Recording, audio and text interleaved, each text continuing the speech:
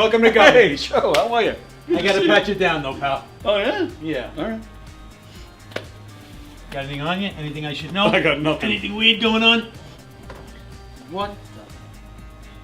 All right, you go in, Tony. Good. Thanks, Joe. Appreciate it. Thanks.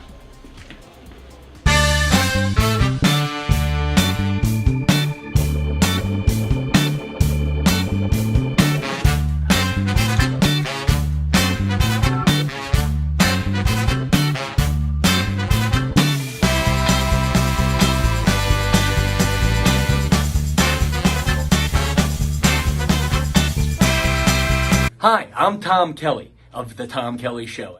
Yes, this is not the only time I've gotten on my knees in the back room of a comedy club.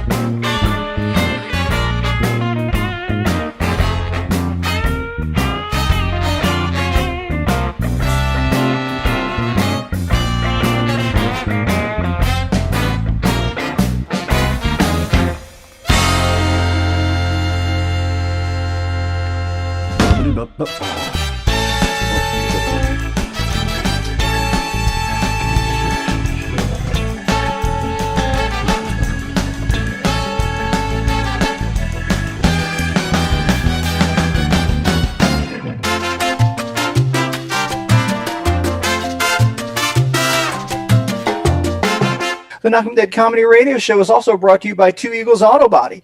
For more than 25 years, Two Eagles Auto Body has been the leader in auto body repairs and customer satisfaction on Long Island. Two Eagles Auto Body handles every type of auto repair from custom applications and restorations to repairs involving insurance claims. Give Two Eagles Auto Body a call and please ask for John Rossi at 516-328-2527. That's 516-328-2527.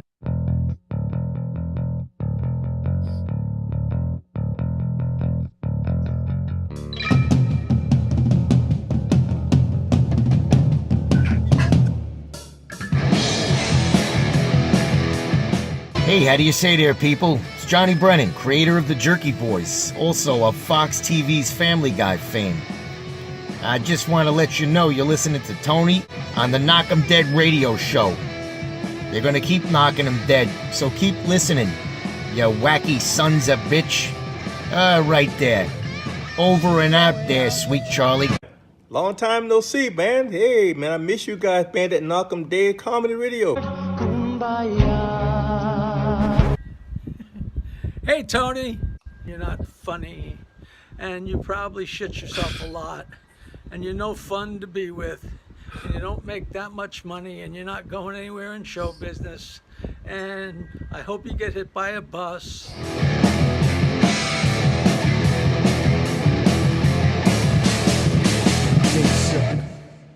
Let's give a big shout out to Tony Walker. Tony Walker, who's a friend of mine. Tony Walker! Tony Walker! Tony Walker, everybody. Stand up, Tony. Where are you? Tony Walker! Thank you so much, mate. Ladies and gentlemen, Tony Walker. Our favorite. We love you.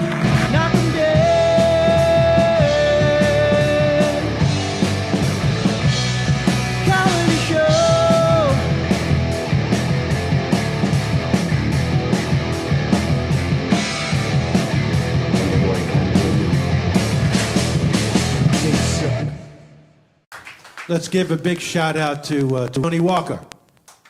Tony Walker, who's a friend of mine. Tony Walker! Tony Walker! Tony Walker, everybody. Stand up, Tony. Where are you? Tony Walker! Thank you so much, mate. Ladies and gentlemen, Tony Walker. Okay, hi everybody. It is Thursday. Welcome, everybody, to the Knockem Day Comedy Show, coming at you live from the legendary Governor's Comedy Club in Levittown, New York, on Gov's Comedy Club Podcast. The Facebook page, the YouTube channel. If you're on Facebook, we appreciate it. Please follow the page. If you're on YouTube, please subscribe to the YouTube channel, hit the thumbs up and all that good stuff. If you're on Facebook and you'd like to join in the conversation today, you want to comment, you want to hear your name read, you have a question, you want to hear your comments, you want to join in the conversation, please do so by going to YouTube. Please switch over to YouTube. That is where we monitor the comments. Sorry to be a pain, but that's what we do. So we appreciate the support. And no matter where you're watching from, Facebook, YouTube, whatever it is, we ask that you share the link on all your socials. Tell everybody you know about all the great shows here on Gov's Comedy Club Podcast. And that's it. There you go. Thanks for joining us, everybody. It's Friday. Frank is here. Hello. Hello. And we have a very special guest here today, all the way from Ireland. Yep. We have with us Andy Dunne, ladies and gentlemen. But I'm already, Andy, I'm already hesitant because I say Andy Dunne, but meanwhile, what's the actual name here? Andreas O'Dunnen Schlubney. I have no idea what I just said. Hello, me neither. Me neither. Great answer. It's my real name is Andrew Dunley, so Andreas O'Dunnsleva is what my name is in the Irish language. Really? Yeah. Oh my goodness! And do you have trouble saying it like we do? I don't say it much, to be honest. Very nice. That's great. Well, thanks for joining us. What time is it over there in Ireland? It's just gone 4 p.m. All right, that's not bad, right? So it's like the middle of the day, though. So you dropped what you're doing just so you can join us here today? Yeah, absolutely. Very nice. And I saw that you wrote on Facebook that you were coming on the podcast for some chat, music, and crack. Oh, are you going to do crack right live on the air? No, it's crack is an Irish expression for fun. Oh, I've never heard that before. We're so American. Yeah, we're having great crack. Having great crack. So, yeah, we're talking about in America. We're talking about drugs or anal sex. So I don't know. I don't know. Are we doing any of that today? I don't know. So not the show I expected. Not the show I expected at all. Let's see how it works out. That's great. Yeah, we're live. Our studio here is in a comedy club. It's called Governor's, and it's one of the bigger comedy clubs around. But there's a comedian that his name is Mick Thomas. He's from Ireland. He sounds a lot like you. He's got the the thick accent, and he's never shared that word with me before. So I'll have to yell at him. But he has told me so I can't even. Some people say it on here, but I have trouble. The CUNT. A lot of people will say that word. Like I know in Ireland, like here, it's a big deal to say that word. It's very offensive. But I know in Ireland, that's not really the case, right? Yeah, okay. Like in the States, it's certainly considered to be a lot more offensive than it is here. Yeah. But having said that, here, it's also offensive. It's just, nobody's going to take it to court for it, Right, yeah, sure. Okay. But I understand, like son of a bitch or motherfucker is considered worse than that word in Ireland, where here it's not. No, I wouldn't say it's considered worse, no. Oh, really? It's probably equally as bad if you call somebody a motherfucker. Oh, all right. Oh, so wow. So I maybe I've been lied to. All right. All right. So, entertainer, producer, songwriter Andy Dunne is here. We've been so if you want after the show, ladies and gentlemen, go check out his YouTube channel. He's got a lot of great music there. I was having a hard time, though, I'll admit, I was having a hard time trying to figure out, like, how many albums do you have? Well, over the years, I've had about 4 albums. Oh, okay. But the last album that I did, which is Drew Project 7016, that was the only album I've ever done where all the songs are my own. Oh, no kidding. Well, right. I know you have an album of covers. Yeah. And everything else before that was basically kind of for, what would you say? I was mixing to introduce my own songs, so I was putting them in with covers. Oh, okay. Which is a good idea. Yeah, so I bit the bullet this time and just did a whole album of my own. You know? And now, and trying to do my research, maybe I'm getting this wrong. Home Away from Home, is that a new album or a fairly new album? That's an album I'm working on. Oh, it's not even out yet. Oh, it's not even halfway recorded yet. Oh, but you have the name and everything, huh? I do. Well, I like to do that. Get a theme in my head, you know. Oh, yeah, that's a good idea, right? All right, so all right, so we're doing our job here. We're basically what that album is for is I do a lot of work in Germany in Cologne, and like Cologne is like my home, my second home. So the album is basically for that audience, you know. Oh, okay. So, home away from home, you know. And how did that happen? Because I actually asked Frank before we went on the air. Like, I did notice that there is a lot of you do a lot in Germany. So how did that happen? Well, it all began back in 1992. I got a phone call. There was a guy from Cork, and 2 or 3 other guys were opening an Irish pub in Hamburg in Germany. So he asked me if I'd go over and play for the opening of the bar for the weekend. So, and that's it. I've been going ever since. Oh, wow. But I stopped doing the Irish pubs after about 5 years, maybe 4 years, because I got renal failure. I got kidney failure. So I had to stop. Okay. So eventually, how I ended up going back there then was friends of mine in a band called Galleon, whom I've been playing with now for over 25 years. Oh, wow. They were doing concerts in Germany. They weren't doing pubs. They were doing concerts and theatres and stuff like that. So they asked me if I'd be interested in joining the band. So then that's how I got kind of into the scene that I'm in now, which is small theatres and small I would just say concerts as opposed to gigs, you know. Right. Yeah. Sure. But then with the all right. First off, so we're learning a lot already. So we learned what a crack is, and now what's a galleon? Galleon is a ship. Oh, it's a ship. Oh, okay. Yeah. I have a feeling we should have known that. Yeah. Okay. I know you and Frank have had some correspondence, but I know not in like face to face or even like this. But we're finally meeting today. Yeah, but in case you haven't picked up on it, we're brothers and we're not very smart. So I'm just letting it be known right now. So with the renal failure, and forgive me, I don't know anything about that, but I know what it is, of course. But what's the difference then? Not being able to go there to do the Irish pubs, but being able to go there and do concerts. Oh no, because I got a transplant. You see, eventually. Oh, okay. I was on like this goes way back to when I was born. My story is very similar to Frank's with the born with prune belly syndrome and right. And basically I just had kidney infection after kidney infection after kidney infection. Oh, okay. For years and years, and eventually I ended up having renal failure. Right. Then I was on dialysis for about 3.5 years. Oh, wow. And then I was transplanted back in 2001. Oh, very nice. And that's worked out, I guess, I'm assuming? Flying, yeah. 23 years now, transplanted, yeah. Good for you, man. Congratulations, yeah. Oh, okay, so then... Well, it was during that time, like, I hadn't played in Germany for a good few years. And I was really sick when the lads asked me to join the band. Like, I was saying, I can barely walk. I was saying, but sure, you can sit on a stool or something, you know. Oh, wow. Wow. So, it was the best move I ever made, really, because I had some wonderful years with Galleon, and I'm still enjoying going to Germany, you know. That's great. And what? So, is it in Germany? Is it like that? And you've been to America, if I'm not mistaken. I have, yeah. Yeah. So, because here we have. Like Irish bars are, it's a famous thing and it's a popular thing to do to go to an Irish bar. So is it the same?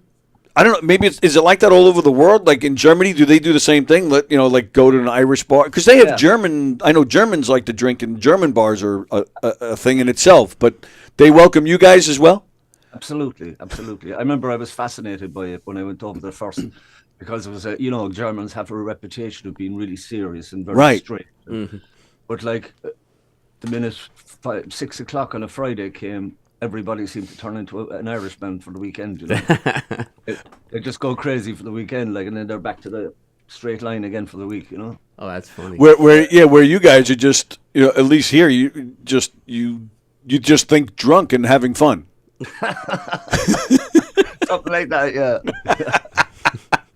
Now, and the music, is that your full-time thing? Yeah. No kidding. So is Galleon are you guys kind of like a popular band that you're? Well, relatively speaking, yeah. Really?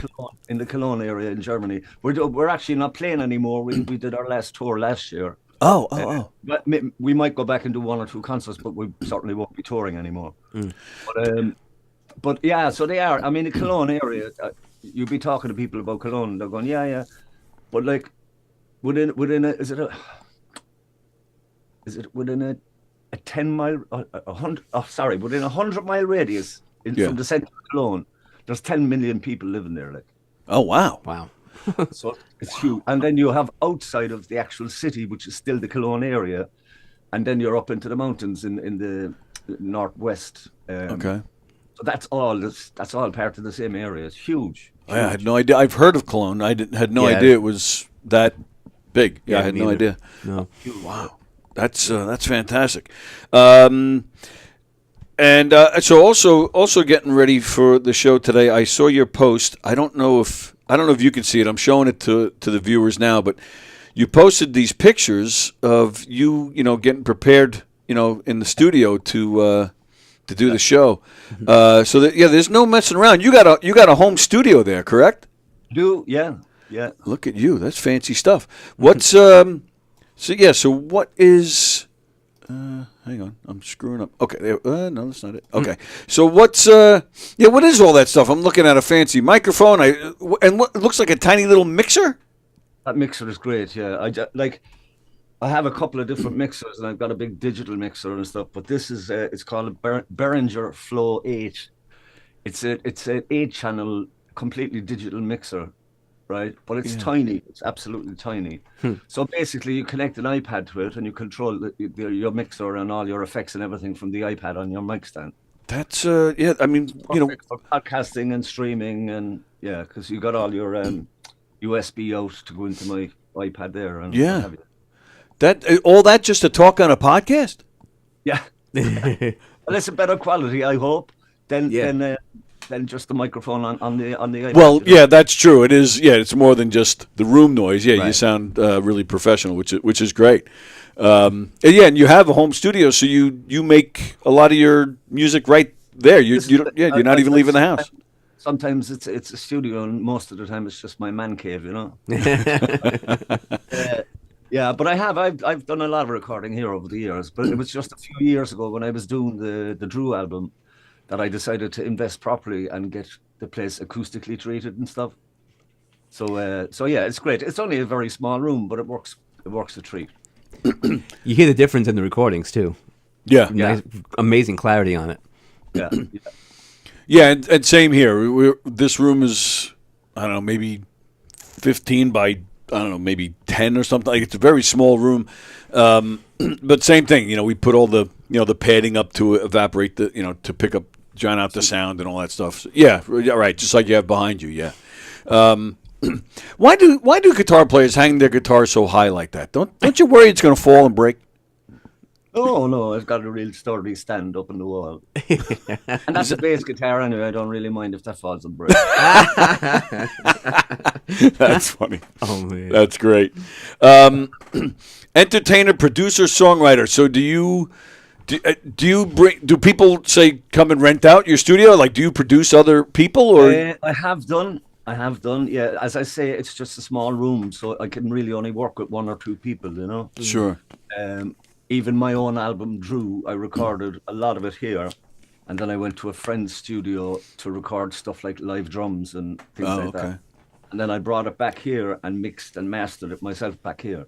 Wow, nice. What I'm saying is that it's small. So yeah, I have worked with a couple of singer-songwriters and just with solo people and stuff, but not so much anymore. To be honest, it gives me enough to do now to get myself motivated to come in here. Right. That's cool. I quickly mentioned before you do have an album of covers called Cover Time, and or even any of their albums, like you said, you stick in some covers sometimes. Is that a marketing plan, like to get people to he's doing both sides now? Let me buy this so they can hear that, and then they'll hear the originals as well. That's exactly, that was the intention. Yeah, really. Because I mean, sometimes when I'm singing my own songs, like I'm lucky, at this stage, songs like Take This Man and Home and a couple of others, people know them, like especially in Germany, the audience sing along with them, which is amazing. Wow. But what I'm saying is that, well, in order for that to happen, like it had to be a gradual feed, Yeah, sure. I'll give them a couple of songs on this album, a couple of songs on that album, and then eventually you just kind of build up a full repertoire of your own stuff. Wow. But then how do you, like an album like Cover Time, which is, if I'm not mistaken, that's all covers, that album, right? It is completely, yeah. How do you decide what covers you're gonna put out? Oh, that nearly takes as long as actually recording the album itself. Yeah. Well, we have another hour, so I'll sit back and you just go ahead. But no, I don't know. Like, first of all, anyway, I only like recording songs that I like myself. So, and it's the same when I'm gigging. Like when I was a young fella, now I could be learning 5-6 songs a week. Wow. Unfortunately, those days are gone. Like I just don't have the I don't have the motivation anymore to. So now, if I'm learning a song, it really has to be something I like, Yeah, sure. Same with recording. If I'm going to put time and effort into it, I have to at least enjoy it myself. Sure. And again, go check out Andy Dunne's YouTube channel. Cover Time is there. You enjoy songs like Psycho Killer, Forever Young by Bob Dylan, In My Life, and then Silent Running by Mike and the Mechanics. That was a surprise. Yeah. I'd be a fan of Mike and the Mechanics and Genesis and all that kind of stuff. Mm-hmm. Now we're talking. That's him. Yep, I'm a huge Genesis guy. I actually had the pleasure of meeting Mike Rutherford once. Oh, wow. And I was actually more than just meeting him. I actually worked with him on a project. I met him, and then another time I met Brian May. Oh, wow. Those are the only two times in my whole life that I was starstruck. Because I mean, Mike Rutherford, you can't say that name in America. No, you say Genesis or Mike and the Mechanics, and some people are like, oh yeah, I've heard of those bands. Yeah. But you say Mike Rutherford, people are like, I don't know what you're talking about. But for me personally, I just hi. That's pretty much all I was able to say to him. And Brian May, I actually couldn't speak. I actually just went. As I shook his hand, I just smiled. The only two times I've met Huey Lewis, I've met Andy Garcia, I've met Richard Nixon. Yeah, it's. They were in a band together. In a band together, yeah. But yeah, and yeah, Paul Carrick. I mean, that one of the best voices ever. So that was a pleasant surprise to see you covering Silent Running. Peter Gabriel too. Yeah, Peter Gabriel's great. Yeah, a lot of great stuff. I played with a band a long time ago, and we were playing this fest in London, in England, and there was this guy on. He was on just before us, but he was a flute player, but he had this percussionist behind him, and basically the whole stage was covered in percussion instruments. Oh wow! And this flute guy, he was a Gyoyo or something. I can never pronounce his name properly. But he had his own unique style where he had some kind of a piece of paper on the flute and it was resonating and just creating this totally unique sound. Huh. But we spoke to him after, and he's actually been on about 2 or 3 different Peter Gabriel albums. Oh, wow. So that's as close to Peter Gabriel as I ever got. Yeah, right. That's cool, though. I'd like to check that out. But, yeah. And I'd ask for the guy's name again so I can go check it out, but you don't know it. Gyoyo or something like that. I can't. Right. I see Chinese or Japanese or something. Oh, okay. Wow, that's wild. So I'm gonna. This is a long shot, but I'll ask anyway because over there in England, and I know you're a fan of Billy Joel. Absolutely, and it's Ireland. Right. And I have a. You said England? I think you said England. Oh, is that what happened there? Sorry. Well, where I was going, I have a friend in England who's a musician, who plays, does a Billy Joel show. His name is Elio Pace. I don't know if you happen to know that name. He does actually. He's doing a Billy Joel show in Germany that's coming up. I'll have to right after the new year. I believe maybe March. I think. I'll be over there in March. Yeah. So. Perfect. Hook him up. Perfect. Yeah, I'll definitely. If you're interested, I'll definitely hook you up. He is phenomenal. He gets sometimes guys who have been in Billy's band in the past to come play with him in his live shows. Yeah, he's just phenomenal. So guitar player, right? He's got the Big Shot band. You know what's his name again? Oh, Mike Del Judas. Yeah. Yeah. Oh, that's funny. You know them over there, huh? Huh? You know of them over there? Well, I don't know, but I know him because I'm a huge Joel fan. I Nice. You have to be into Billy Joel to have a reason to know about him. You know. Well, yeah, true. Yeah, Mike Del Judas. He's in Billy's band, and he's a friend of ours too. He's a good guy. So yeah, so I watched an interview that you did. So, yeah, you mentioned Billy Joel, and then here in America, like, you know, if you mention Billy Joel, then you might mention McCartney or Springsteen or Sting, but you went Billy Joel, Joe Jackson. Yeah.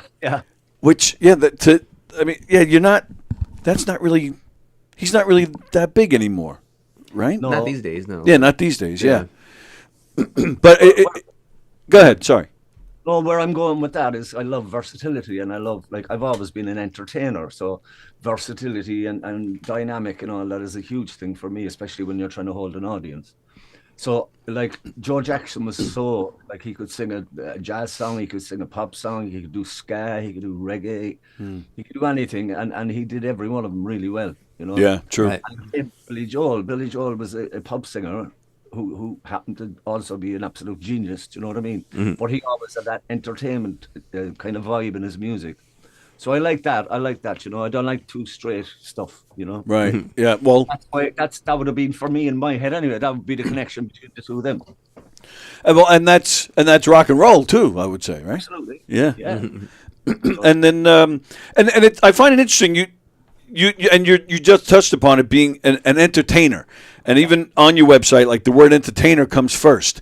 So, like you don't think of yourself as a songwriter first, and so when you say entertainer, like, what exactly are you thinking? Are you like a madman on stage? Is it just, because you're all these things that just entertainer fits, is a good description? I think so, yeah. As I say, like, having a happy audience and having an audience have fun has always been more important to me than me singing my own songs to an audience. Now, I'm lucky these days that more and more people are getting to know my own songs. So I can sing them, but like, entertainer, really, that's been my bread and butter. That's what's paid my bills all these years, you know? Yeah, sure. I had to come first, like. You mentioned earlier, I'm sorry, what was the title? Take This Man? Take This Man, yeah. That people are, the audience is singing along. I mean, what? Can you describe what that's? I don't know if I've ever known anybody or had a conversation when, like, I mean, Billy Joel experiences that all the time. Right. Springsteen, McCartney, they all experience that regularly. But I don't know if we've ever talked to somebody that actually has had that happen to them. Can you describe what that feels like? Mm-hmm. Is it possible? I don't think so. Not to describe it properly. It's very eternal kind of feeling, really. But it's amazing. It's amazing. It's scary, really. Right. Oh, but the other side of it, as a songwriter, it gives me a reason to want to write more. Sure. Oh, that's interesting. Yeah. Again, 90% of my work is as an entertainer, singing cover songs. But I'm talking about here in Ireland now, like. But so for me to write, it's very hard to get motivated to write a song when I have nowhere to sing it. But then when I go to Germany and people are singing with me, and even here now in certain places in Ireland, people sing it with me. So that's a reason then to keep writing, you know? Absolutely. Do you remember the first time that happened where they were singing your song back to you? I don't, but I remember one of them. We were playing a place called the Philharmonie in Cologne with Galleon. And I don't know, is it about 8,000-9,000 people or something it holds. Wow. And we started with Home, that's one of my songs. And then during the show, we did Take This Man, and everybody is singing along. Like, and I'm like, I was nearly crying on stage. I bet. Sure. Are you looking at the rest of the galleon and like, that's my song, man? That's mine. You know, yeah. Again, this I don't want to sound like a hippie or anything, but like I've always had the feeling about that song and a couple of other ones that I've written that I was just like holding a pen for somebody. You know. Right. Yes. But because of that reason, then I can be proud of them, and I can say, yeah, that's a good song. Because I would find it very hard to say, I wrote this song, it's great. You know? Right. Yeah. Right. That's fantastic. Do you get do you get a song like that that kind of takes off? Does that lead to a lot of groupies? Not so much anymore now. Just you don't feel the need to answer my little stupid questions. I'm just being ridiculous. But all right. But in all seriousness, are you walking through Germany and people are stopping you like, oh, take this man guy, or maybe they actually do know your name? Not necessarily, but one or two towns, all right, where I would be kind of well known. But yeah, I've had people like shouting out the window at me like, "Hey Andy, what are you doing here?" and all this kind of stuff. Nice. But it's not at all as big as kind of what you're talking about. But it would be people in areas like a place called Stammeln, for instance, that as a band we stayed there for years, and I always stay pretty close to it now as well. And so I know a lot of people in that village. So if I'm walking through, they'll come out and say hello. You know. Nice. So all right, yeah. So we did mention that you've been to America. Have you played here? Is it? Oh, really? So tell me about that. How'd that come about? So I have a sister. First of all, I'm the youngest of 13. Right? Wow. 13? Catholic Irish family. Yeah. There you go. Yeah. Yeah. Okay. Wow. But, so one of my older sisters, when I was 1, she was 18. So she emigrated to America with a folk group. And they settled in Massachusetts, like most people did. Yeah. So she's been out there ever since. And then a brother of mine, he is in America now 34 years. Oh, wow. So it was him that I was going over to. He plays music over there, like. So it was him. What I was doing was going over for St. Patrick's Week. And when he was in Massachusetts, we'd play the likes of, all the pubs in Boston and go maybe up as far as New Hampshire and stuff. Nice. No, he's been living in Tampa, Florida now for over 20 years. Oh, wow. So I was doing that every Paddy's Day with him as well, So it was great. Oh, so you got a musical family, huh? Huh? You got a musical family. Oh, we do. It goes back generations, yeah. Nice. One of like you were talking earlier about the Irish pubs around the world, Yeah. And what we always say, the Clancy brothers, right, and later the Wolf Tones went across the Atlantic. So that's the kind of music that Americans like to hear. If it's Irish, it has to be either a rebel song or an old sea shanty from the Clancy brothers. That's correct. Yes. But the other side then, those who went east were the likes of the Dubliners. So they would have been much more kind of folk orientated as opposed to rebel songs. So then that's the kind of stuff they like in Germany, Wow. I had no idea that there was a German audience for that stuff. I never would have. Absolutely. It's unbelievable. Wow. And how did you, it sounds like, the Germans are very supportive of that. So what about here in America? Did you find that to be the same, or was it better, worse? Was it? No, it's great. It's just, as I say, a completely different kind of mindset of what is Irish and what isn't Irish, Yeah. You go by what you know. As I say, Clancy Brothers and the Wolf Tones went to America. Dubliners, etc., went across Europe and Scandinavia. Right, yeah. Yeah, it's just different types of Irish music. Are you able to name all 12 of your siblings? Yeah, sure. Yeah, I start from the top. There's Claire. There's Willie. There's Claire, Willie, Carmel. Oh, no, sorry. Claire, Willie, Eileen, Carmel, Elizabeth, Jimmy, Harriet, Anne, John, Patsy, Margaret, Sally, and myself. Wow. Well done. you had to think about it, though. Just don't ask me to mention all my nieces and nephews and grand. Yeah, right. Great granduncle a couple of times now as well. Like, it's insane. Oh my god. My goodness. Like, I have a niece. who's only 4 years younger than me. You know. Aw. Wow. Yeah. Wow. Like my sister, really. Yeah.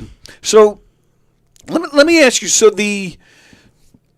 putting your music out, playing in the band, and making, doing that full time. I mean, that's hard enough, to make a living at. Yeah, absolutely. But then you mention, renal failure and transplants, and then, and we're going to get to the whole prune belly thing. Did that make? I mean, was it hard to cover all the medical bills? I'm not asking for dollar signs or for amounts or anything, but no, I'll tell you. Yes, it can be different. But we've a good, relatively speaking, we have a good medical health system here in Ireland, right? Yeah, we complain about a lot of it, and a lot of it is not great. But basically, it's still a hell of a lot better than a lot of other countries. Is that right? Yeah. Do you pay for it, or does it come out in taxes? I consider myself lucky, in a sense that because I'm self-employed. Yeah. If I got sick, I got sick. But the only person who lost out was me or my wife. And what I mean is, I didn't have to worry about losing my job. Well, true. Yeah, good point. Because I could go back to it again, Right. But you know what? And you bring up a good point. The medical care. I don't know. We here in America, we hear what Canada's doing all the time. We hear maybe a little bit about England, but I don't really know what it's like in Ireland. Here in America, if you get sick and you can't go to work for a while, in a lot of instances, your job might be held for you depending on how long you're out for. But those medical bills, I mean, pile up. Medical care, health care here in America is, through the roof. It's ridiculous how much we have to pay to stay healthy. It's the same here. Yeah. If you don't have some kind of insurance. Right. Now, I can't get insurance. I can't get health insurance.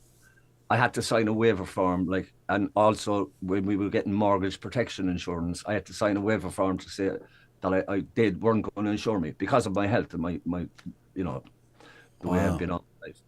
So what I'm saying is, because of that, then and it depends on your income as well. So there's kind of two ways. Without health insurance, there's two ways of doing it. There is what we call a medical card, where you get everything for free, right? Okay. So that's if you're on low income.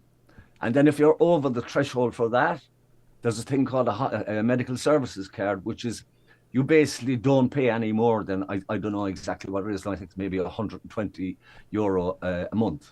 Okay. And anything over that is covered by the government. Oh, wow.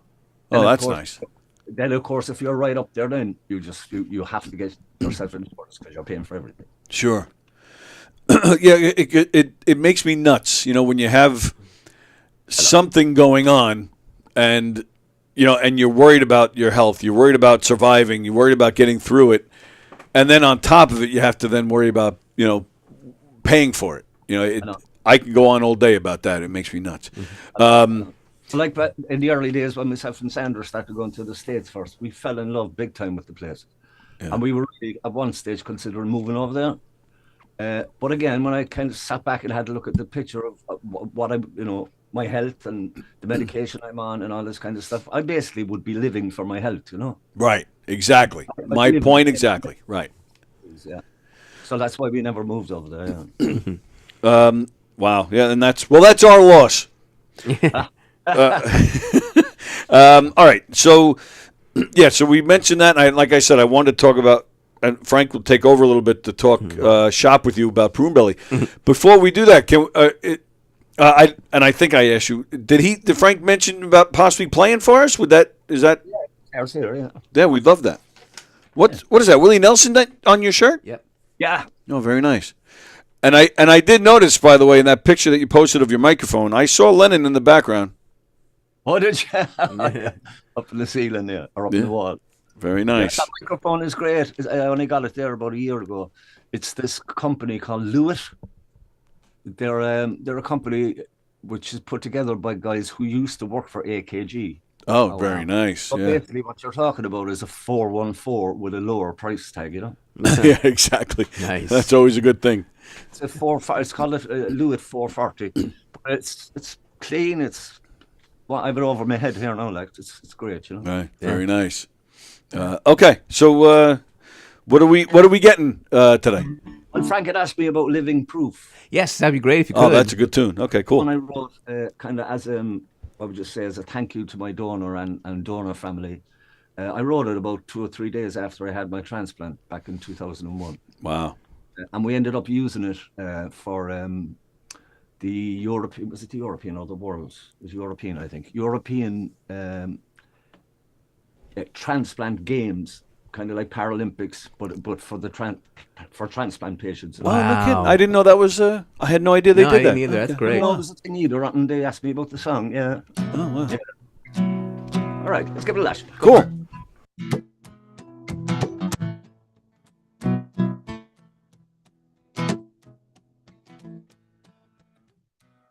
I've been trying to put these words on paper since the day I got the call. But sometimes words just fail you when you need to say it all. A gift of life someone wants to share, and I'm living proof someone somewhere cares. I'm living proof someone thought it mattered. Living proof life should carry on. I'm living proof life is all about living. I'm living proof his legacy lives on. It's a road that's long and endless, yet you're running out of time. Can't have the strength, but you've got to have the will to stay alive. Hey. For a gift of life someone wants to share, and I'm living proof that someone out there cares.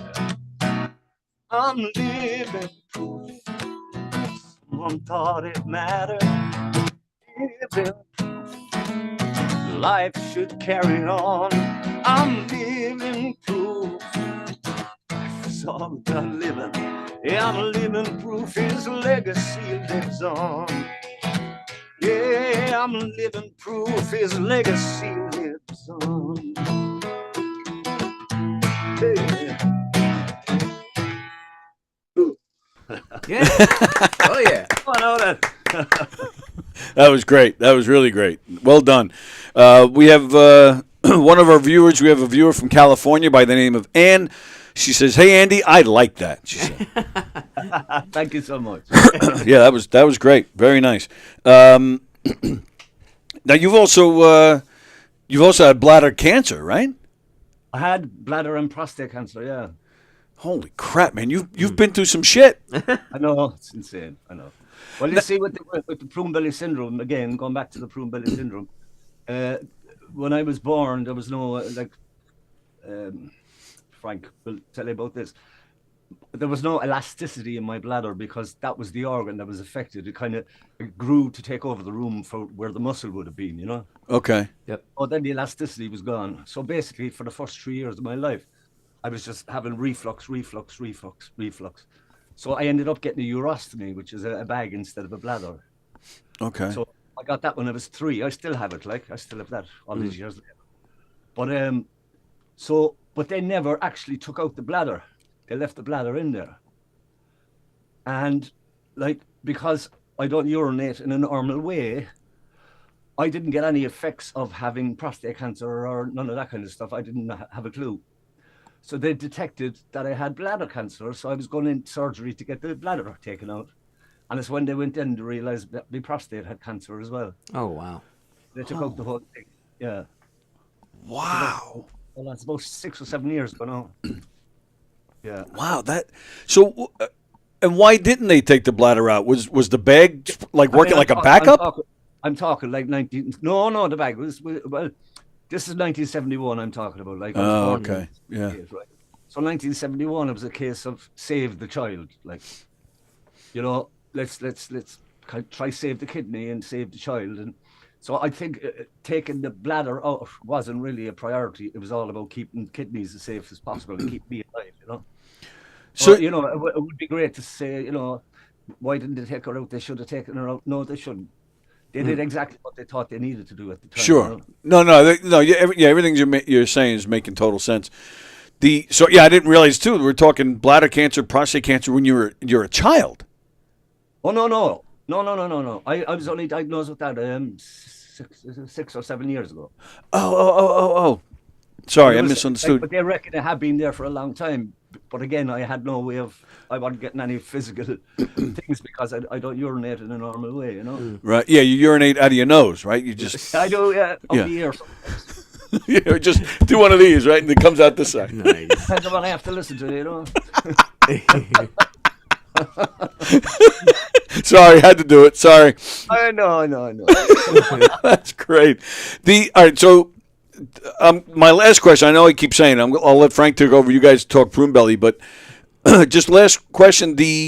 Now I know for Frank that the music kind of came because physically with prune belly he couldn't really do, like, he couldn't participate in sports and really get involved in physical activity. Was that the case with you as well? Absolutely, yeah. Yeah. I mean, I when I think back, I always consider myself lucky to have been born into a musical family because realistically, without music, I don't know. I have no idea what I would have done, you know. Yeah, because, you know, I loved martial arts and I loved different things like that, but I could never do them. Right. I was a huge fan. I played a little bit of basketball all right for a while, but like even that, like I couldn't, you know. Right, like, right. Sports, I couldn't. So music, thankfully, was always there for me then, you know. Sure. And if you know, I was lucky in the sense it was there, but I was also lucky in the sense that I was able to take it up as an occupation, you know. Right. Yeah. Of course. Yeah. Very nice. All right. I'll let you talk prune belly a minute. Well, before you do that, I mean, I know we've talked about it before, but if you don't mind, just give a quick rundown of what it is, what we're talking about. Yeah, it's called prune belly syndrome. The basic idea is most cases you're born without abdominal muscles. Are you completely without, or do you have any, or? On the left-hand side, I don't have any. Okay, because I had absolutely none when I was born. Oh wow! Yeah, so I had surgically done later on when I was like 15. Oh, I'm sorry, I was looking at your stuff. Yeah. Yeah, so that's in most cases when it's absolutely none, the chance of survival is very, very slim. Being born without the abdominal muscles, but also, as we're learning, there's bladder issues, there's kidney issues. Yeah. It's not just missing the muscles. Right. No, kidney issues is the main thing attached to that. Right. And you were compared to other people, you were a pretty light case. Yeah, depending on who you talk to, yeah. Yeah. And was your family told what was your family told about survival when you were born? What did they tell? Again, no, to be honest with you, like until I came across the Prune Belly Syndrome Network online and I met the Frank. What's the other Frank? He became a preacher. Kurt. Oh, Kurt. Sorry, yes. Kurt. Yeah. Kurt Walker. Right. Kurt Walker. Yeah. Well, and then I was over. I went to one of the conventions over in where was it? Where his mother lived. For God's sake. Where Kurt lived? Yeah. He was in Boston. He was in Boston, yeah, but his mother lived up in the oh come on, what's it called? Anyway, that was the first time in my whole life I ever encountered anybody else with prune belly syndrome. Oh, okay. I was in my late 20s at that stage, early 30s, you know. Wow. So basically, all I ever knew was that it was a thing called prune belly syndrome, otherwise known as oh, for God's sake. What, the Eagle Barrett? Eagle Barrett? Barrett syndrome, yeah. Yeah. So again, I always go back to the fact that the bottom line was like save the child. Yeah. You know, right. There was I don't think my doctors, or I don't actually think a lot of doctors knew anything about it. No, it's true. How he even got a name for it at the time, I don't know. Right. Obviously, there was no internet. It was like, how he even managed to like find something that's so rare and get the name and pinpointed. Do you know what I mean? It's just he was an amazing doctor. That's great. Yeah, but so there was no talk. It was only later on, as I say, when I met people like yourself, right, that I was realizing, first of all, the birth survival rate, and then a couple of years after, surviving beyond that, and I really didn't know, Yeah. I can remember growing up, we had a case of encyclopedias back at the house, and the one that we had, there was a one paragraph blurb about prune belly, and that was all it was. Oh, really? Yeah. And was it under prune belly or under Eagle Barrett syndrome? I think it was prune belly syndrome. Why do they call it prune belly? It's a nickname. Yeah, no, I understand. Yeah, just because of the way it looks, of the shape. It's shaped like a prune. Basically, is what they consider. When there's no muscle, your skin kind of it's what would you say? It's like a prune, yeah. Yeah. But like a dry prune, Right. I don't know. I've just never understood that. Like, people who have cancer, things or any disease where there's a shape. Like, you don't call there's no nicknames like, you have, pizza face syndrome. You know what I mean? Like, it's not a pleasant name, but people remember it. That's the thing. It's that's a name that sticks for some reason. Well, there's nothing fancy about the word cancer, but people know it. Why can't you just say Eagle Barrett syndrome? Yeah, people know eagles. Well, the Eagle Barrett is the doctors that discovered it, so that it's named after the doctors. Basically. Oh, really? There was a man named Dr. Eagle. Dr. Eagle and Dr. Barrett. Really? Yep. I did not know that. Yes. I don't think I've ever known anybody with the name Eagle. Yeah. So prune belly is only description toward what it actually is.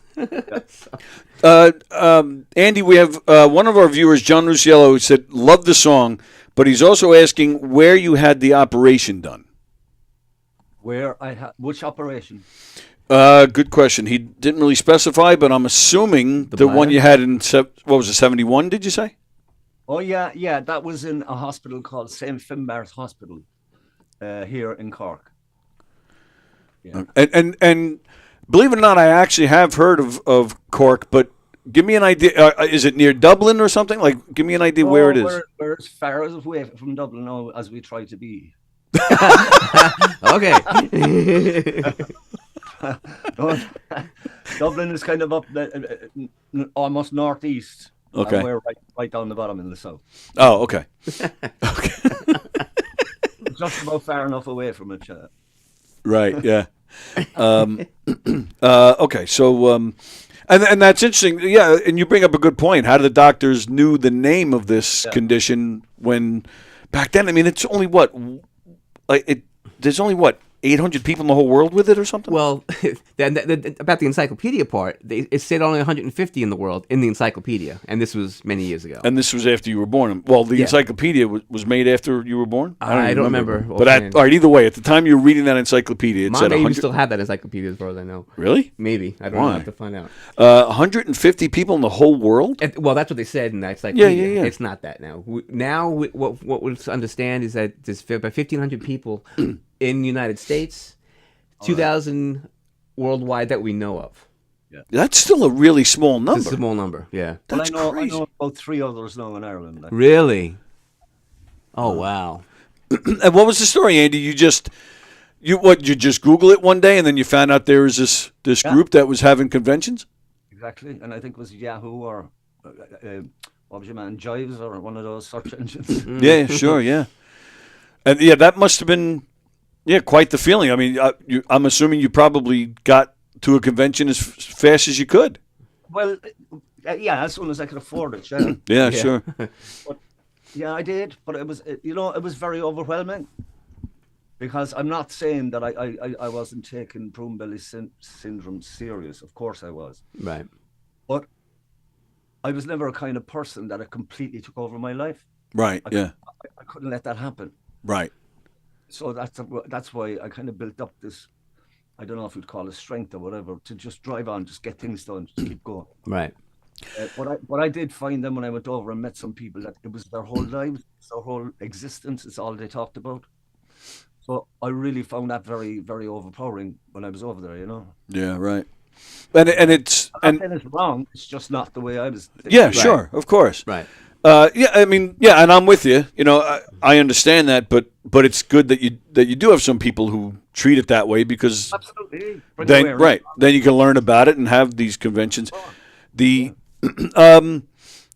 you can have a fairly full life. I mean, it's not like you're not Christopher Reeve where you're paralyzed from the neck down or something. Like you're very functional. No, absolutely. And right, are there people? There are a handful that have really severe cases who are not. And doing give me an well. idea, how severe? Well, I mean, there's tons of other things that have gone along with it. Because of it. Yeah, because of it. I mean, we just lost this year. We lost 2 18-year-olds. Oh wow! From it, right? Because other conditions go along with it Mm-hmm. that they couldn't get past. Wow. So, and I'm 57, and to hear an 18-year-old didn't make it when I'm here, that's I know, it's crazy. Yeah, right. Yeah. So my one of the things that it's only really hit me in the last couple of years is my scoliosis. Mm-hmm. I had an MRI done recently, and it's got worse in the last 2 years. Ah. I have to go Tuesday now and get more pain injections in my back and stuff. Ah. So again, that's Prader-Willi syndrome. That's me compensating my whole life for my spine is all, but and then the discs are pinching off each other and all this kind of stuff. Yeah. But again, you just kind of drive on as much as you can. So how is playing guitar with that? It's okay. I sit down most of the time anyway playing. I kind of stopped standing a long time ago. But yeah. And I suppose then what I found after a while is my legs weren't as strong as they used to be because I'm sitting down. Oh, So, yeah, right. But like as soon as these injections kick in, I'm going to start doing because I don't exercise. I don't walk. I don't. If I could live in a bungalow and not have to walk up to the toilet, I would. I just started walking myself recently, so I know how you feel. So it's just to get some life and some energy back in these legs, Right. Would you say though playing guitar? I mean, some guitars are have some weight to them. Right. So would you say that contributed to the scoliosis or no? Quite possibly. Like my posture, again, because of the Prader-Willi syndrome, my posture wouldn't have been straight, And then when I'm playing, like I kind of tend to lean this way anyway, Right. So yeah, I'm sure it did. I mean, yeah. 50 years later, no. And plus, I'm 56. I mean, I'm not spring chicken, like. Yeah, I hear you. You're what? 57? 57. Yeah. Yep. Wow. Okay. Like the one thing about playing guitar, all right, is that, and this is kind of, it's funny, but it's not. Uh-huh. Like my urostomy is right here, right? Ah. The bag is right here. So, and so is the guitar. Oh. So if I'm playing, and first of all, I sweat a lot when I'm playing. But you also got, like, the guitar is here, your ostomy is there, my body is here. Yeah. So the heat builds up, Oh. And sometimes the bags just kind of slide off. And you're up there singing a song and you're going, oh, shit. Oh, no. So over the years, I've learned to manage that as well. Like, but I'm just saying, there's all part of it. There's so many things you have to be dealing with. But again, right. If I was truly to, like, I'd be the type of person now where I can deal with all that, but then the smallest little thing I'd be freaking out over, Yeah, sure. But that's exactly it. We all just want to have a normal life and get crazy over the small stuff. Mm-hmm. That's life. So all right, take me through this. So the bag would slide off you in the middle of a song. So like you're playing in front of people. It wouldn't actually fall off, but it would leak. It would be hanging on like. Oh my goodness. Crazy. That's why I always wear black when I'm playing. Yeah, right. I always wear black clothes when especially black jeans when I'm playing, because just in case it leaked, you don't really notice it so much, Wow. Wow, that guy is sweating. Look at his leg, isn't he? He's sweating down his leg.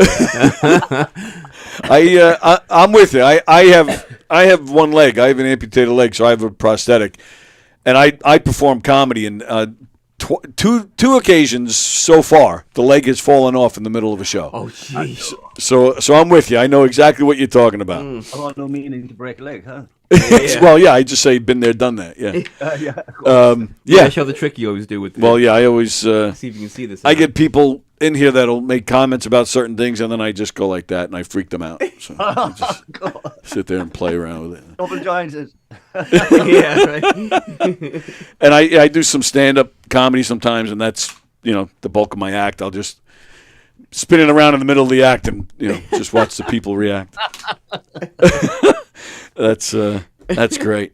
I'm sorry. Were you going to say something? Go ahead, I'm done. Did you? Well, more with the prune belly, or? No, I mean, we pretty much covered it, I think. What did you find? So when you went to the convention, was it interesting to meet other people? Did you learn anything that helped you at all, or? I did, of course, yeah. I did. It was one of, and that time it wasn't like it is now. The way they have it's a much more organized affair now. Right. But back then it was just a group of people getting together in an afternoon and having a chat. And Oh, okay. Exactly. But it was great though. It was, as I say, meeting Kurt now, and I don't know why you weren't there at the time, Frank. I was trying to remember. I don't remember if I was there or not. I guess not. Yeah, you've been to several. I've been to many of them, but I don't. Yeah. Was that one in Boston, or was that? It was in Boston, yeah. Because I was at the Boston one. Cape Cod. We went to Cape Cod. I think Kurt's mother lived in Cape Cod at the time. And Okay, that I don't remember. We went up to visit his mother as well. Yeah. Ah. I don't know. It's weird. Photographs of it, yeah. Do you so people again, we touched upon the physical aspects of it, and then you guys getting into music. Are there a lot of people in that community that got into music, or what are they? Yes, absolutely. There's actually a 13-year-old now that's doing it in it's down south somewhere. He's trying to be like a big country star. Oh yeah, he's trying to become a big country singer. Yeah. He's doing Joe Wren. His name is. He's doing really well. Joe Wren. Yeah. So yeah, music is a big factor. It's a big way of finding a way, like you said, to do something that normalizes the life.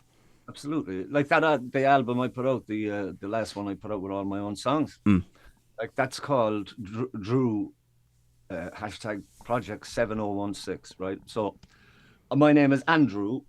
I use Andy for work, so I said I might as well try another one and do Drew. Right? But the Project 7016 is 7016 is my medical record number. Oh wow! Right, and every song that's on that album, at some stage, they weren't all written in a batch. They were all written at some or other hospital visit that I was in hospital. Oh wow! But that's what brings that whole album together. Is they're all like there's one. It's called The Showman. Always the showman looking for the show, and it starts off with take a deep breath, hold it, now let it go. Always the showman looking for a show, but that's basically you're getting an X-ray done, like.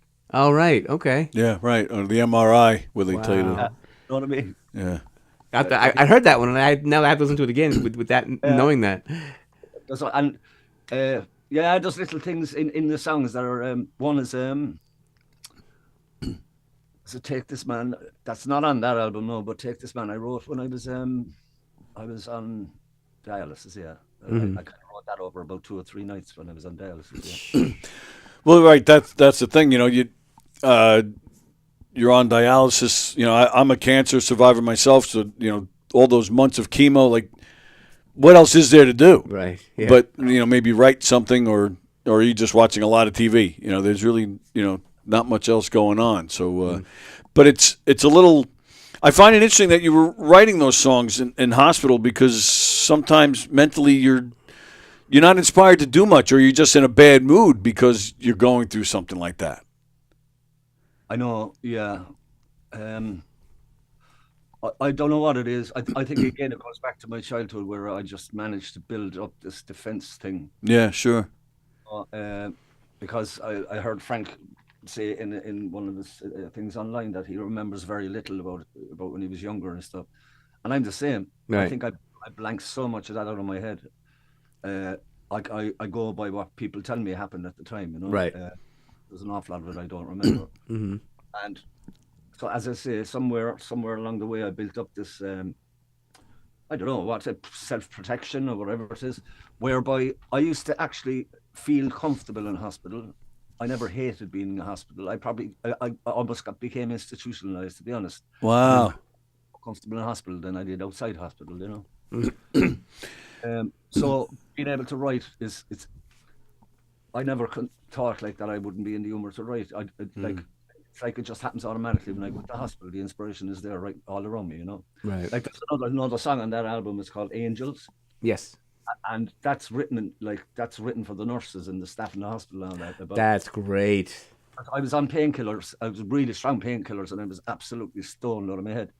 So I had So I had this thing where I looked over here, and there was a boy in a white clothes standing here, and a little girl and standing here in white clothes. And then when I'd look, they were gone. You know, in peripheral I could see them, but when I turned. So I was actually out of my head when I started writing that song. I've got angels, you know. Yeah. Then when I kind of came around and I got it all together, I was looking at people coming in, bringing in my food, girls and fellas mopping the floors, all this kind of stuff, doctors, nurses. So I was surrounded by angels every day in there, you know. Oh, that's great. So that's what that song is about. Yeah. Yeah. Whenever you're going to play a song, can I request that one, or do you have something else in mind? Oh no, I'll do it right now. Yeah, sure. Would you mind? Yeah. No bother, yeah. It's a great song. And it's very much influenced the music, and that I'd also be a big fan of Guy Clark. Okay. So to be very much in his kind of style, you know. Nice.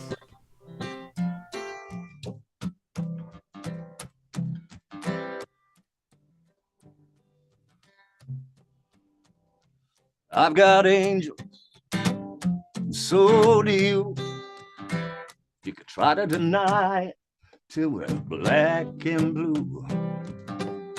It's true as the reason for everything we do. Yeah, we got angels, me and you. They say it's darkest before the dawn, and from the darkness, light is born. We'll get through this every day, because we stick together, come what may. I don't pray much, go to mass, just to God is, depends on who you ask. Yeah. But we've got powers, we've got loving souls all around us, everywhere we go, yeah. They say it's darkest before the dawn, and from the darkness, light is born. We'll get through this every day, because we stick together, come what may. I've got angels, and so do you. Thanks so much. Wow. Get the bum note at the end there for free. Yeah. That's right. That was great. That was really great. Wow. Anne in California says, Andy, you're a very interesting guest. Loving your company, she says. Best wishes always. Very nice. Thank you so much. You were in the hospital a lot too, but a lot, yeah. But would you say at least to my memory, you weren't almost like you weren't there more than you weren't, and you weren't almost institutionalized, you know, as, like Andy said. Early on, maybe. Yeah. I mean, that part I don't remember. My mom could know more than I would, but I think early on there was a lot of them. I'll tell you what I remember. Andy, I don't know if this was the case for you, but he got the best toys when we were kids because he was always in the hospital. Oh yeah, me too. Yeah. Sister Eileen in America, when she'd come home, like back then, like you could get stuff in the States that you couldn't get in Ireland. Right now, you can pretty much get everything in Ireland, but back then, like there was this thing came out. I think I was quite possibly the only kid in Ireland with one of them. She brought it over from the States. It was the Bionic Man. I was just thinking the same thing. Right, with the eye. Yeah. Andy, no joke. I was thinking the same exact thing. No, that's what I was thinking. Well, yeah, I remember. That's what I remember as a kid. Is you that was one of the toys you got because that was an expensive toy back then. Oh, yeah, absolutely. Yeah. And that was one of the toys you got as a kid. I remember being so jealous. Hysterical. Wow. Holy cow. That's hysterical. Yeah. I meet people I was going to school with, and they were going, "Yeah, you fucker, you the fellow with the bionic man." Whenever I jokingly say that he got the best toys, I was jealous. That's the first toy that comes to mind. Yeah. Wow, that's crazy. Wow. Yeah, I'm speechless right now. I really am. Wow. That's really cool. I did. I remember she used to bring home some great stuff, and sometimes then she wouldn't bring home anything, but she'd always bring home a song.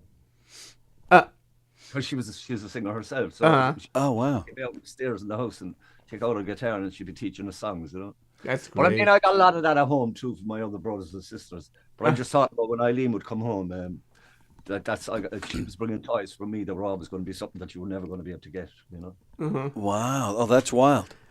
Bionic Man by. Yeah. That's crazy. Wow, the youngest of 13. I mean, the older siblings. Like, did you ever even know them? Yeah, I did. But I don't remember. I don't think I was one when Eileen emigrated to America. Right. Yeah. And Claire would be older than Eileen as well, but Claire was still living at home, I think. Again, I don't remember. I was one. Yeah. But right. I can remember when there was about 8 or 9 living in the house. Wow. But before that, I can't. That I'd been in the hospital too, Yeah. Right. All right, John Rusiello, who's watching from Florida, he says, "Wow, that was amazing, awesome. Yeah, that was amazing. The nurses would love that." He says. Ann in California again says that was great, Andy. And Andrew Fremder, who's here on Long Island, says, "Awesome song, clap, clap, clap." He said. Thank you so much. Yeah. All right, let me.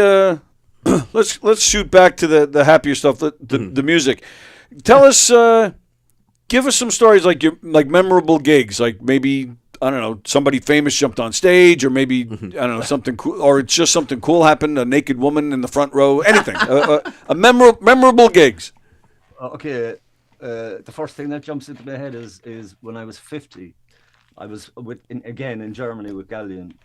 And we were playing in that Philharmonie. It's a big amphitheater in the middle of Cologne. But so I was over there for my birthday, but I didn't realise that the lads had flown Sandra, my wife, over. Oh wow! Paid for Sandra to come over. Mm. So we're up on the stage in front of thousands of people, and they walk Sandra out on the stage. So they hand us a glass of champagne, but I have a tremor anyway. That's normal. I have what they call an essential tremor. But then when I get, basically the woman sitting right in front of me, she got the whole glass of champagne over her. I was trying to take the champagne and just spilled it all over the woman. Oh, that's great. But there's lots of there's loads. I mean, years of it. Most of it I can't really talk about in public, That's cool though that they brought your wife over. That's really cool. That was beautiful. I was in total shock. We were actually playing with an orchestra at the same time. I have photographs of it there, and the guys in the orchestra were just breaking their arse laughing because I would be known for being a kidder and having it crack but they just saw a completely different side of me. Yeah. Shock altogether, Oh, that's cool. Wow. Very cool. The you mentioned that Galleon is no longer touring, but there might be some spot on gigs. But I think personally, I see right through this. This is just a promotional tool. So when the big reunion tour happens, it just sells out. We've already had that. Really, you've already had the big reunion tour? Yeah. They had to get the comeback tour about 3 times. Yeah, 3 times. The last tour we did was called the Parting Glass tour. Parting Glass, an Irish song, like.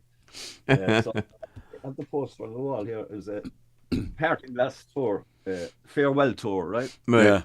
On the last night, one of the lads, Declan, we had an absolutely brilliant time, like. So he says, Well, we're supposed to be finishing up, but I think it'll be parting glass my ass. As in we'll be back, you know. That's but great. Talk about the sense. So I think at the very most, we'll probably end up maybe going over and doing 1, maybe 2 shows, but nothing like we used to do. Nothing like going over there for 2 weeks and playing every night. Well, it's just not able for her anymore, you know. Yeah, I hear you. Well, you got to get over to. You got to come here to the States and. Never been to New York, man. I'd love to see it. Oh yeah, that's bad. We need to fix that. Yeah, you got to come to New York. I mean, you got to see a show at the Garden. You got to. I mean, there's so. I mean, we'll show you. I mean, we come from the same town as Billy Joel, so we can even. Yeah. I was gonna say we can go stalk Billy Joel. Well, we'll take it. Hey, you never know. You never know. I was once having lunch right down the block from his. He's got a big motorcycle shop in a town north of here. And I was right down the block getting lunch one day, and I come out after I was done eating. There he goes on his motorcycle. So I walked right over to the motorcycle shop. I ended up spending a good half hour, 45 minutes with the guy.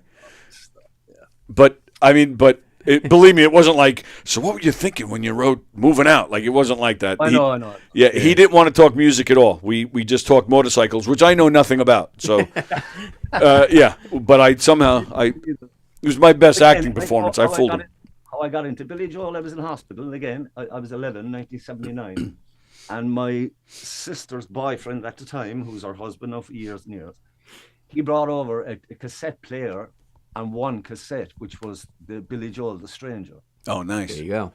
And the song that just blew I was 11 years of age, but it broke my heart and made me happy at the same time was Vienna. Sure. By the time I left that hospital that time, I knew the word of every single song on the album. You know? Right. So that was it. I was addicted after that. Then I was just completely. Yeah. My favorite album of his. Yeah. Well, yeah. That album's like basically a greatest hits album. Right. Really? It is absolutely. Yeah. That one. What's the other one? Songs in the Attic. Yep. Love that because it's live. It's like a greatest hits, but it's live. Yeah. Right. Oh, the energy on that album is unbelievable. What a band he had back absolutely. then. Liberty DeVito, the drummer, he's a friend of ours, and he's. Oh yeah, I've hung out with him, and he called in here once. I don't know. He won't come in here. I don't know why. but yeah, I've hung out with him plenty of times. Pissed him off many times. So, yeah. And is there truth that Animal in the Muppets was kind of based on him? Could be. I've heard that, but I've also heard Mick Fleetwood. Oh really? All right. Okay. Or maybe it's both. I mean, I don't know. Either one does make sense to me. So. I actually know the in the Muppets, the sax player. I actually know the guy that was named after. That was modeled after. Oh, who's that? His name is Arno Hecht. Oh, sure. Zoot was the character. Okay. And yeah, they actually did a thing. They did a show somewhere where the two of them were playing together. Oh, really? Yeah, it was pretty funny. Oh, wow. Yeah, he played like on famous songs in the '60s, right? Yeah, '60s and it was Stones in the '89 tour. He was on the show with them. Oh, really? He did that whole tour with them? Yeah. Oh, wow. As part of, I forgot the name of the group. It's a famous name of horn group. I forgot the name of the group. Chicago. Uptown Horns. Oh, he's a part of that? Yeah. Oh, wow. Yeah. Very nice. Sorry. Yeah, don't mind us, Andy. We're just talking to ourselves. You sit there, take a nap. I'm just being a fly in the wall here. Sorry. Actually, well, yeah. So we're gonna let you go in a second. Yeah. So memorable gigs, and then what about? Have you played with anybody? You know, like recording or just at a gig or something that like a name that we would all know, or? Well, years ago, I had a residency in a club here in Cork, and my job was to play for 40 minutes before whoever was playing. Mm-hmm. So at the time, I'd have played with before like Midjor and a band from Scotland called Big Country. Sure. Oh yeah. Various bands, but I'll never forget meeting Midjor because he was an absolute gentleman. Really, really nice guy. Really, because you could meet some real superstars. Yeah, sure. This guy was he was just so nice. Midjor was. That guy, like, if I'm him, I would want to kill Bob Geldof. Like, I know, me too. Yeah, yeah, because he helped write "Do They Know It's Christmas." He helped produce it, right? And then if you watch even the documentary footage, it's him like telling people what to do, and he's like orchestrating the whole thing while Geldof is just standing there looking like a slob in the background. And Geldof gets all the the credit. He's even loading bags of food and stuff onto planes and all this. Yeah, right. Yeah. Oh wow. Yeah, yeah. But there's Geldof. I worked my ass off. Shut up. And Midge, it was weird. Like now he's big over there, right? Well, he used to be, yeah. I mean, I think he's at this stage. He's got this really intense cult following. Right. If he does a venue, he'll sell it out, but it'll be like a 500-seater venue or something. Right. Where here, in the early '80s, he was starting to pop, and then the band Ultravox. They were starting to take off, but they never really kind of hit it. And nobody, I know maybe two people, of all the people I know maybe two people that know who he is. Excuse me. And that's it. Yeah, he just never really took off. Have you ever heard of an Irish footballer called Georgie Best? Yes. Yeah, I got drunk with him in a limousine. Nice. That's fantastic. No, I'm coming back. Yeah. I was doing a TV show with a band I was in, is a band called the Davy Arthur Band. And there was a famous band here in Ireland called the Furies and Davy Arthur, a folk kind of Irish folk. Okay. But so Davy left the band for a couple of years and formed his own band. But he employed me as the singer, the front man. Oh, nice. We were doing this show for BBC up in Belfast, and Georgie Best just happened to be on the same show.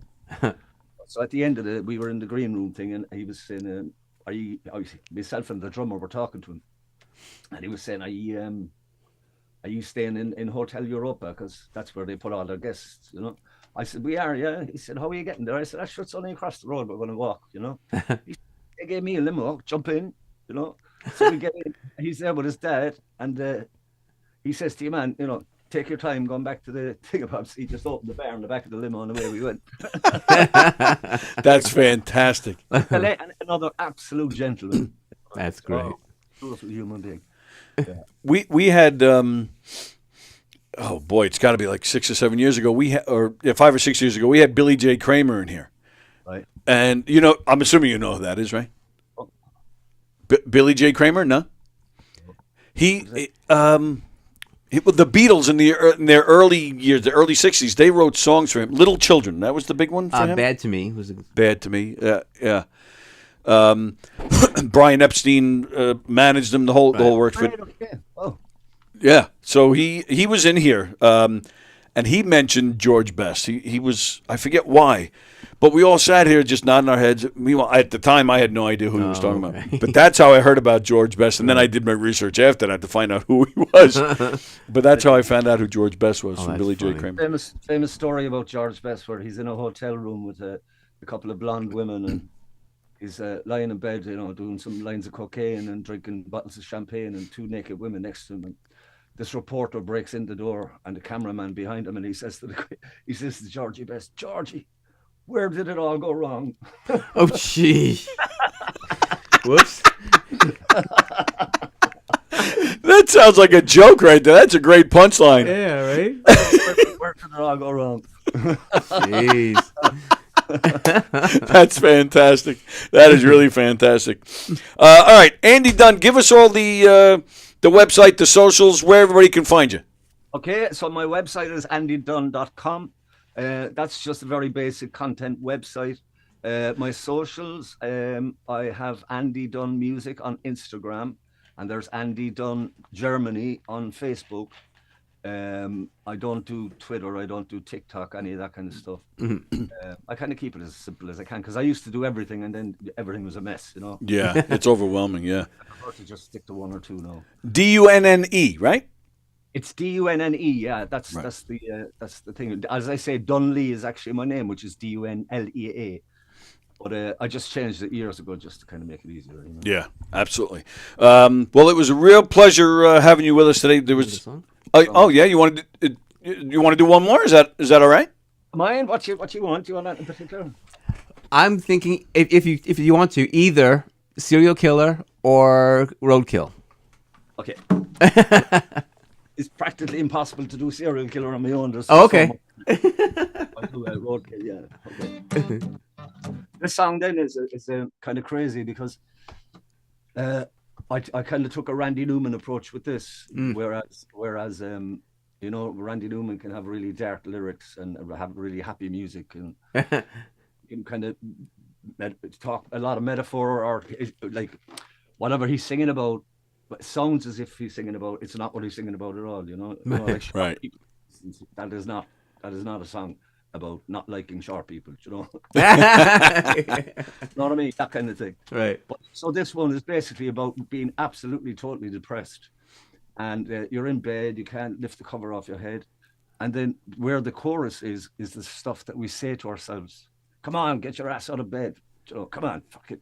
You know, and then you're kind of lying to yourself every time, and then you just throw the blanket back over your head again and go back to sleep. So roadkill, you know, it's either get your shit together or be left behind, like roadkill, you know. Right. Nice.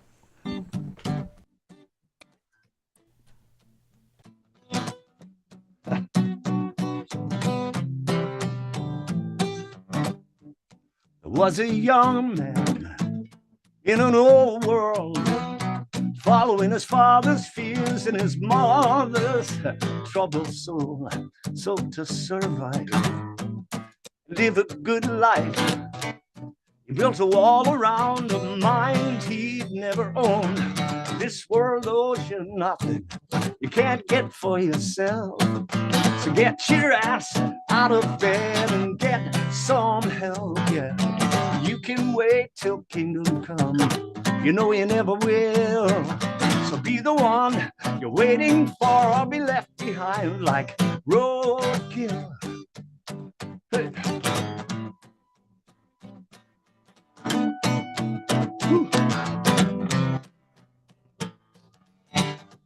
There have been times when all you could think about is how to get in with the in crowd.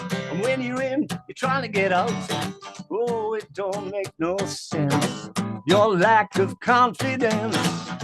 When it gets in your head, it's back to bed. This world owes you nothing you can't get for yourself. So get your ass out of bed and get some help.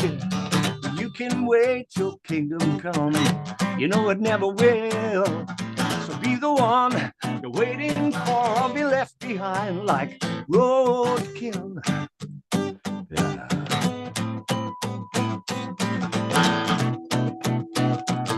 Yeah, be left behind like roadkill. I know it's hard to comprehend that the sun could shine on you again. But take that step and you'll see I'm right. When the sun don't shine, turn on the lights. You were a young man in an old world, following your father's fears and your mother's troubled soul. But that's behind you. To never find you is in the time you gain control. This world owes you nothing you can't get for yourself. So get your ass out of bed and get some help, yeah. You can wait till kingdom come. You know it never will. So be the one you're waiting for, or be left behind like roadkill. Woo, yeah. Yeah, be left behind like roadkill.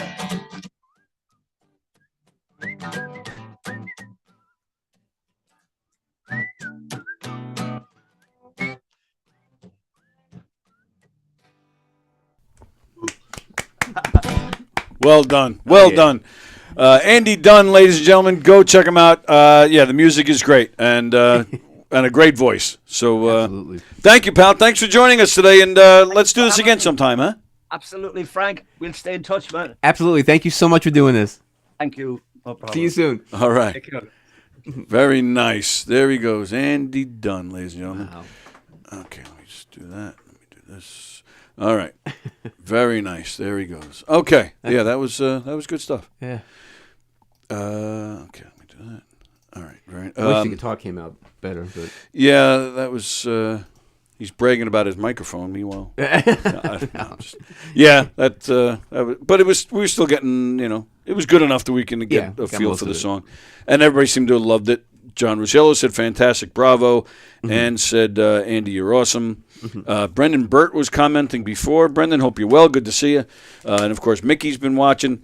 We thank everybody for joining us today. Who's our guest next week? Next week is Hank Stone. Who's that? Local singer-songwriter. Really good. So he'll be back in the studio? Yes. Okay, good. Okay.